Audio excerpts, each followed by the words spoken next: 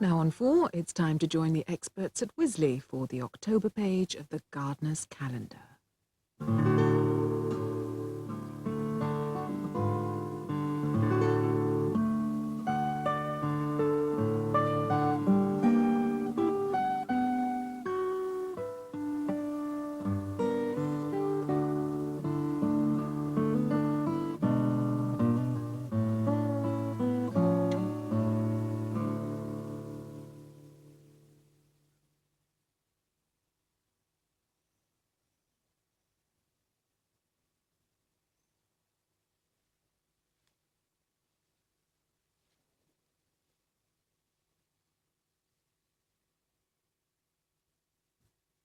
The apple blossom escaped the frosts back in May. In Wisley's orchard, some of the trees are holding a bumper crop, ripe in October for picking. Our smaller apple trees on dwarfing rootstock that were grown in tubs on the patio are ready now for Harry Baker to sample them. Well, whenever I come on this programme, it seems to be my happy task to taste fruit. And here I am again. Well, as you can see, these two little trees have come to fruition and the fruits are ready to come off. Remember, the fruits were thinned earlier in the season and it's now holding about 12 fruits, just about the right size. Now picking, the fruit should leave the spare easily and then there we are. And now comes the job of tasting it.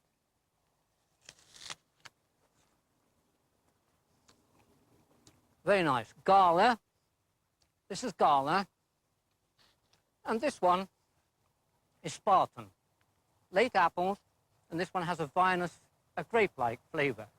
Both very nice. Among the hundreds of apple varieties, Harry has some other favourites.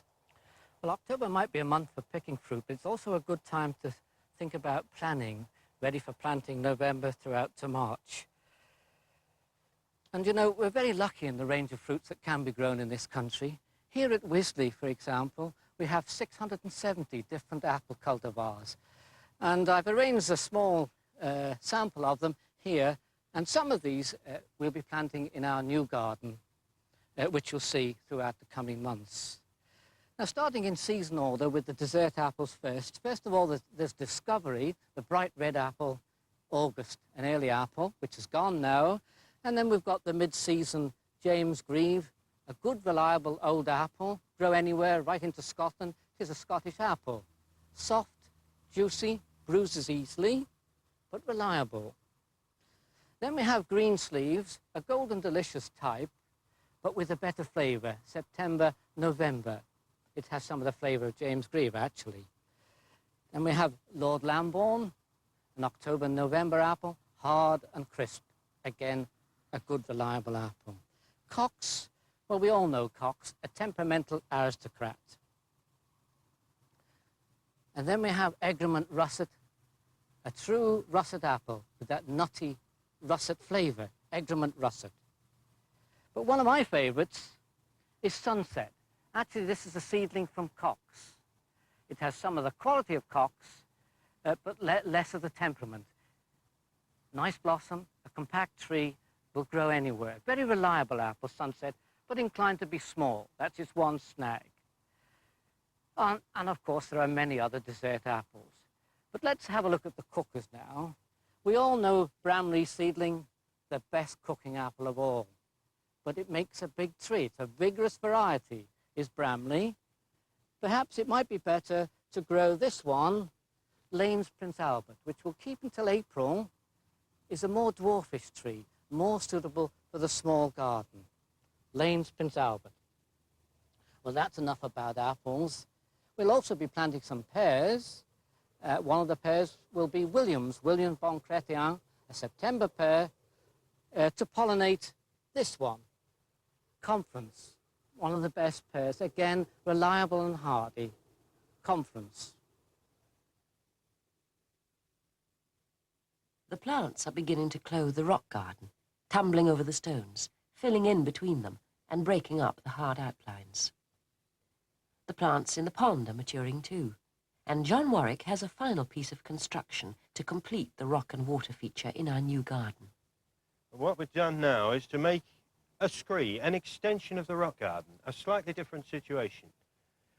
The stones in here are random. They're not joined together to form a solid barrier. They're just random stones. The soil has been replaced and the shingle on top for good drainage. What we've got left here is the last piece to do. And it shows the depth of soil, which is about a foot deep, 30 centimetres. And that soil will fill in and top up with shingle and put the last two stones in. This is the soil which we'll be using on this site. One part of loam, one part of peat, one part of grit. This soil, which we'll tip in here, is the mix we need for this site in this area to give us a good drainage. And we'll tread it well in, each layer separately at a time. Level it out and tread it well in. Now that it's hardened, we'll start putting the stones in on this bottom edge.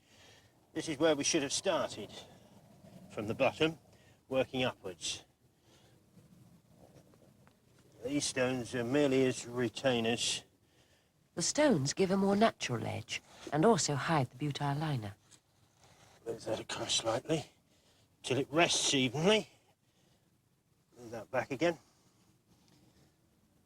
We don't want it too close to the turf.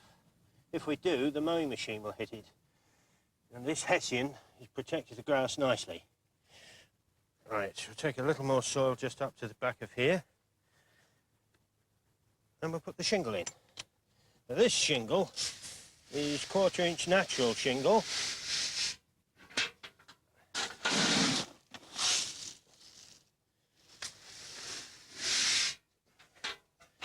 Should be free of debris, like pine needles.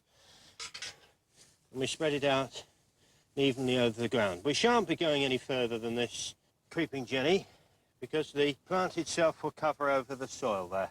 This shingle we'll put at a depth of about 2 to 3 inches and just go right to the edge of the pond, and then we'll lay it all the way back, right up to where it was before. John will plant the scree next spring with plants that like free-draining soils, but now he's moved to the boggy end of the pond. Now's the time to be thinking about planting your bulbs. I'm just using a hand fork here because it's easier to move the harder soil very often with a hand fork than it is with a trowel. Just making a space. What I'm going to plant are Erythronium dens canis, the dogtooth violet, going to be at about 2 inches deep, right way up, preferably.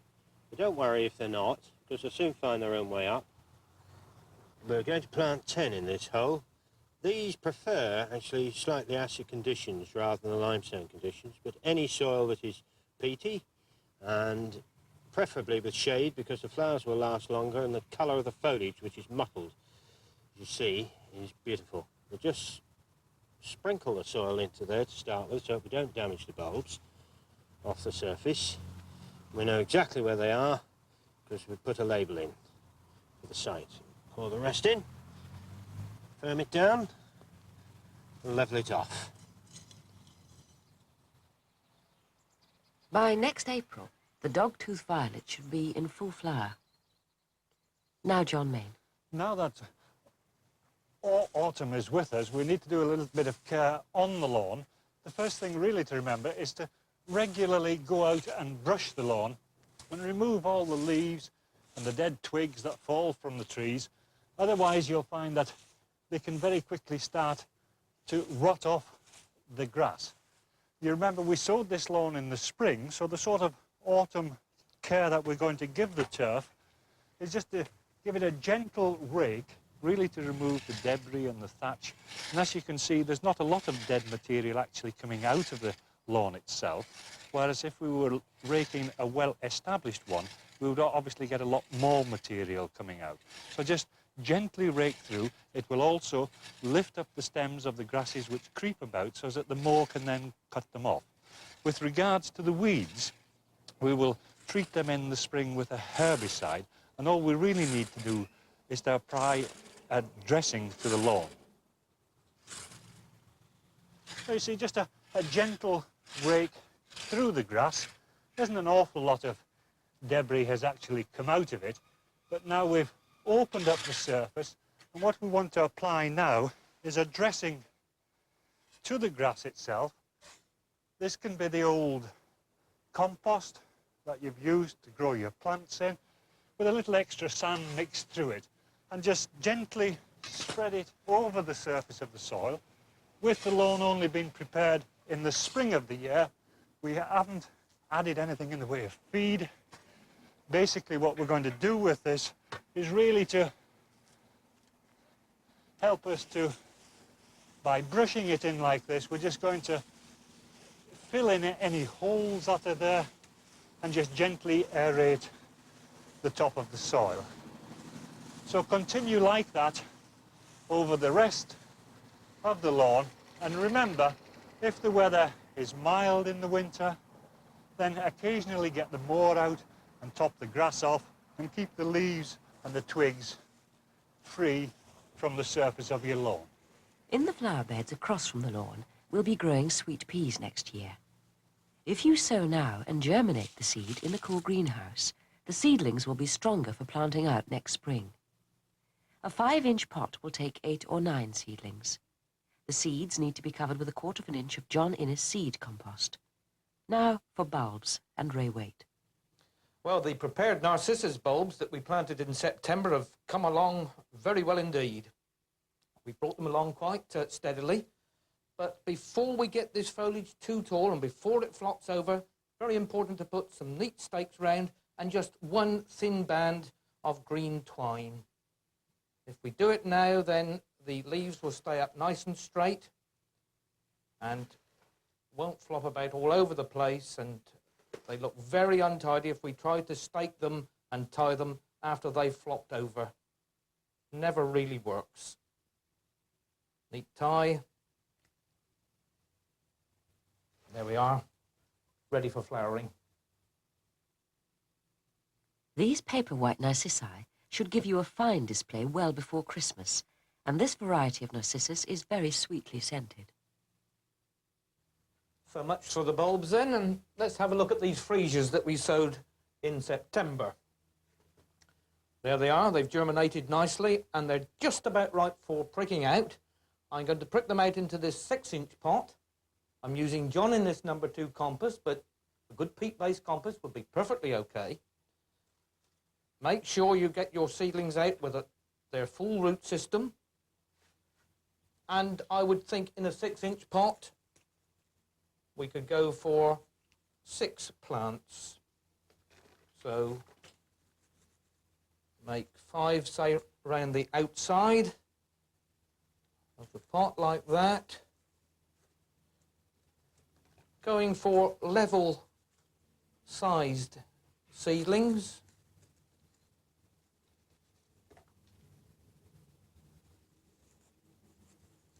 Five and 1 nice seedling for the centre.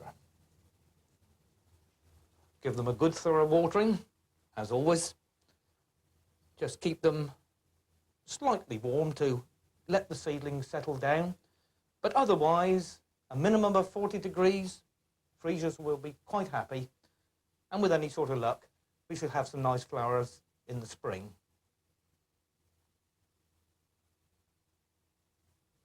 Last month we propagated the liliums from scales and bulbils, but this month, as you can see, the bulbs which we've been growing on the patio during the summer, the seed has now begun to ripen on them. And you can see that the pods have started to split open on the end, and this is an indication that the seed inside is ripe and ready for us to collect. And basically all one needs to do is to cut these stems from the plant. And you see the seeds are falling out, and if you just gently open them up, you'll see that there's lots of seed beginning to fall out. Now this is still in a fleshy sort of a state, so what we want to do is to collect a number of the heads and pop them in a bag, and a paper one is best. Whatever you do, don't use a plastic, otherwise they'll sweat and rot off. And all one has basically got to do now is to tie that up and put it somewhere in the cool and the dry and leave it to dry off.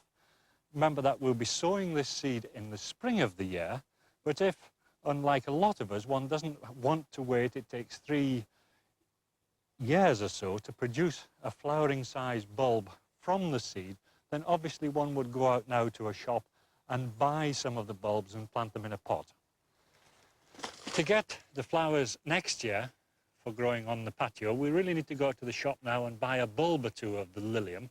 And remember to buy nice, plump, firm bulbs like this, not the ones that are shriveled up and dried up. Before you start to plant them, carefully inspect the bulbs, and if there are any damaged scales on the bulb which could later lead to the rotting of it, just gently remove these before we start to plant them. And in a 7-inch pot like this, we've probably only really got room to grow 1 of the bulbs in that, but we obviously want more display from them on the patio, so therefore we use a larger size of a pot, and a 12-inch one is probably ideal. And into this we want a good mixture, a fairly rich soil. As we've said before, the liliums feed very grossly in the soil, so therefore a John Innes number 2 or something like that, and then just gently plant about 4 of the bulbs in a 12-inch pot. Just spread them out gently round the side of the pot, just gently firm them into the soil. If the bulbs have some roots already on them, take care that you don't damage the roots and just carefully plant them into the soil. So having planted them into about the bottom 3 or 4 inches of soil, put about another 3 or 4 inches of soil on top of that. We don't, at this stage, then really want to fill the pot to the top. Leave the pot in a cool position on the patio for the winter, and in the spring of the year, when the shoots begin to come through the soil, then is the time to just gradually increase the dressing in the pot, add some more rich soil, and hopefully by the middle of the summer the pot will then be a riot of colour on the patio. Some of the more unusual of Betty Doe's vegetables are ready to harvest now. Now, October is a good month to lift celeriac. It's a fairly hardy vegetable, but it won't stand severe frost. And the way to do that is put your fork about 2 or 3 inches away from the root so we don't spike it. Lift it carefully. Give it a shake. And then, prior to storing, we remove these leaves like that. But we'll be careful to retain the central tuft, because that is important. Without that tuft, the crown would rot in there. We just give the roots a little trim, like that. Then we store that in sand, in this box here. I've got some already done. We just put it in there like that. And then 2 or 3 handfuls of, not too moist, fairly moist sand. This stops them from shriveling in store. And they will store, well into the new year. It's a very versatile vegetable. It can be used raw in salads, soups, stews, casseroles, and even braised. And I like it best used as a fresh vegetable. Like that. And store that in a nice airy shed. Don't be too worried if your thermometer registers a bit of frost, because they will stand several degrees. Our outdoor tomato plants are still producing, but when frost threatens, we will have all the mature fruits off immediately and put them in a frost-free shed or drawer. Now we've got our self-blanching celery. We'll have a look, see if the straw has blanched on the outside. And it has. Lovely white, smooth sticks. And we put our fork in just a few inches away from the actual celery stick and lift. Just knock a bit of soil off. And there we have a lovely white stick of celery. Ideal for soup, stews, braising, and of course, salads. Don't forget to replace the straw to keep the remaining celery stems nice and white and out of the sunlight. Most vegetable plots have a corner where you can grow rhubarb crowns. It's a robust and hardy plant, and you can get it cropping early in the year. When the rhubarb crown has been in the ground about 6 or 7 years, it then starts to throw very small sticks. It is then the time to rejuvenate it by planting single buds. And the way to do that is, it seems a little bit harsh, but the best way is to slice it down with a spade, like that. Now, there we have an excellent crown for replanting. Nice big central bud that will soon produce rhubarb sticks. And we plant it in there just about level with the soil. Sitting there nicely like that. But I wouldn't split all your bed up at once. Save a few crowns for use until these new ones come into bearing, which will be in the 2nd year. Treading it firmly in, like that. You'll see the crown just level with the soil that we're putting back. And that will produce good rhubarb in the 1st year, but we won't pull. We'll pull in the 2nd year. Well, our pergola is beginning to look quite well clothed now, isn't it? This is a Clematis montana. Obviously, it's 1st year. We've had very little from it this year, but we're hoping for better things next year. And then we come to our ornamental vine. This is Vitis cognetia, to give it its correct name. We hope that these leaves very shortly are going to turn a brilliant scarlet. It really is a good plant if it does that. And then, last but not least, on the pergola, we have our Opamia, All Morning Glory. Now, one doesn't always get such a lovely show as we've had this year, but when they do flower, I think they are quite magnificent. Just look at them, even into early October. Of course, the first frost we get, unfortunately, away it will go. So, having said that about our annuals, then we have to think about next spring. And here we turn, of course, to our biennials, wallflowers, Canterbury bells and the like. And our bulbs, of course, either narcissi, daffodils, whichever you like to call them, or you can put tulips. So perhaps that's our next thing to be thinking about. Well, now to planting our wallflowers. And you see, when you buy them from the sundries bin, you want to make sure you get out of a good plant. So, see, a lovely root system like that. That's fine. A nice strong stem and a nice head to them. All very important things to do. Now, dig a nice hole. Now, you want to put these in fairly substantially because with a lot of top, they're going to wave about in the breeze. So you get them and give them a good, firm planting like that. And I do like to get my wallflowers in by the middle of October because get them a good start, get them real anchored before the winter comes along. I use my trowel to give me an average distance, which is roughly a foot, and I dog trot them or alternately plant them just to give them a little bit of less formality. Put that one in there, hold it firm, press it well. You may have remembered, of course, that this is the area that we had the Nicotiana Nicky Red, but it was a shame having to pull them out because they weren't quite at their end, but you can't go on waiting too long. Well, now to our bulbs, and we're using narcissi. Of course, it's a matter of personal opinion as to what you put in them. Well, you see, that's an ideal bulb, a nice crown there, nice single crown, which we should always use. And on this occasion, I don't like to leave those on. Apart from making it very difficult to plant them, it doesn't do an awful lot of good, really. So I take that off and then plant that somewhere else in the garden to grow on for next year. And there you are. You do have a small one there, it's true, but that doesn't really matter too much. Now to place them. And you will notice that I've putting them in after I've put in the wallflowers, and this is a must. Otherwise, you're going to slice your poor bulbs in half. So there you are. There are 3 planted about 6 inches apart. Now for planting them. Well, you plant them about 3 inches deep.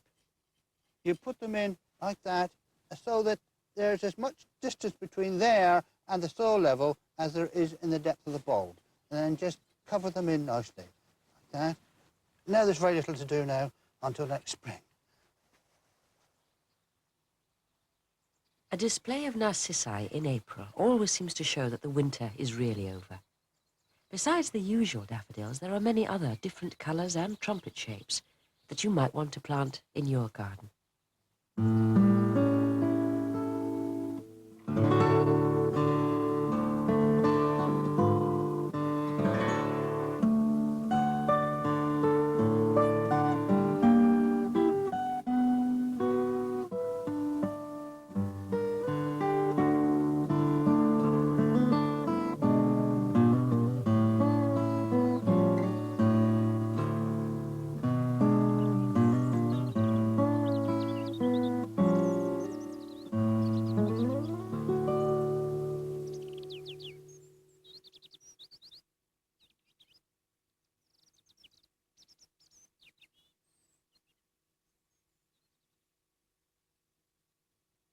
Next week at the same time, Roy Lancaster visits one of the great plant collections, Westonbirt Arboretum in Gloucestershire. Back on this Friday night, the news at 10 begins in a minute over on ITV. While here on 4, there's comedy when Claudia and Danny go to the airport to meet a friend, only to find her kissing a man who is not her husband, in The Four Seasons, after the break.